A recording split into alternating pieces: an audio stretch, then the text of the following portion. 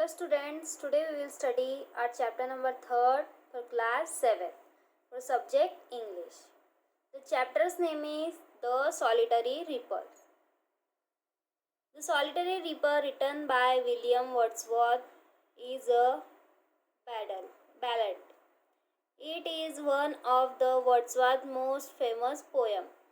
The poet described that a person is surprised and moved by a Scottish Highland girl who sings as she reaps grain in a solitary field. मतलब कि यहाँ पर जो कवि है William Wordsworth, उन्होंने ये पोयम लिखी है. ये उनकी फेमस पोयम है जो कि खेतों में धान काट रही लड़की के बारे में है.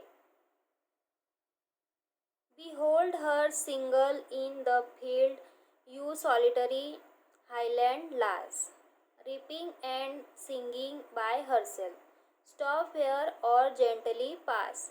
Alone she cuts and binds the grain and sings a melancholy strain. Oh, listen, for the well profound is overflowing with the sound.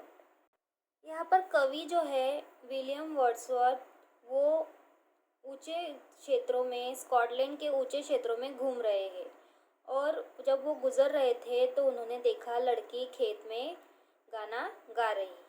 वो उस गाने से इतने मंत्रमुग्ध हो गए कि वो वहीं रुक गए.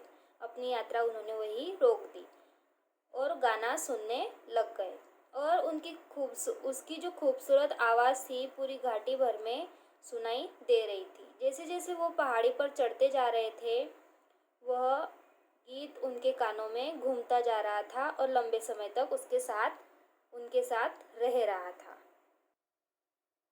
No nightingale did ever chant more welcome notes to weary band of traveler in some shady hunt among ermine sands. A voice so thrilling never was heard. In springtime from the cuckoo bird, breaking the silence of the seas among the furthest habitats. कवि कहते हैं कि वो जैसे जैसे ऊपर चढ़ रहे थे, उनके कानों में वो आवाज़ गूंजते जा रही थी और लंबे समय तक आसपास के समुद्र तक सुनाई दे रही थी, लंबी लंबी जगह तक सुनाई दे रही थी. वो आवाज़ इतनी मधुर थी कि कुक्कू बर्ड भी वहाँ पर झूम रहे थे. वहाँ का सारा साइलेंस ब्रेक हो रहा था. वो उस गाने की तुलना कोकिला के मीठे आवाज़ से कर रहे थे. Will no one tell me what she sing? Perhaps the plaintive number flow for old unhappy far off things and battle long ago.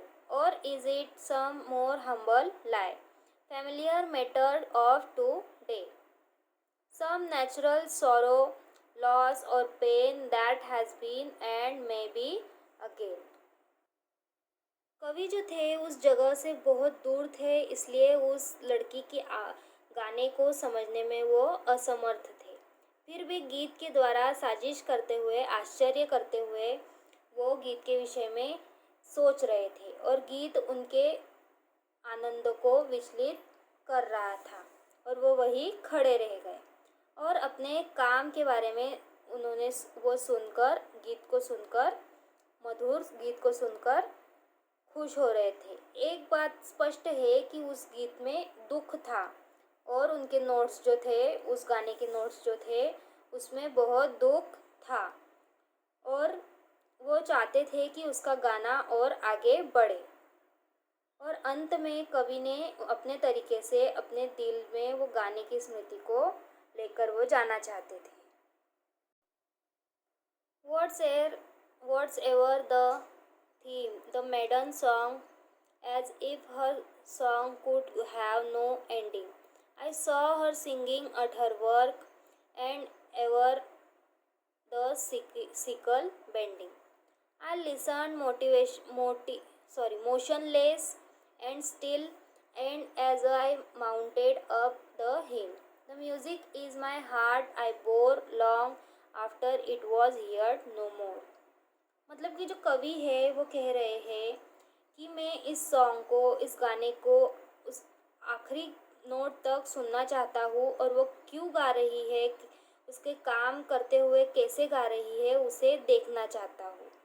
भले ही वो गाना सुनने में मोशनलेस हो, पर सुनने में वो पूरे माउंटेन में, पूरे हिल्स में गूंज रहा है, और उस म्यूज़िक को मैं अपनी स्मृतियों में, अपने यादों में बसाना चाहता हूँ।